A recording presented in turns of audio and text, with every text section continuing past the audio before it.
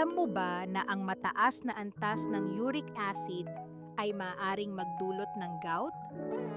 Sakit ito na hindi mo kayang balewalain. Pero may solusyon tayo, ang Chancapiedra. Ang halamang ito ay kilalang nakakatulong sa pag-regulate ng uric acid levels sa ating katawan.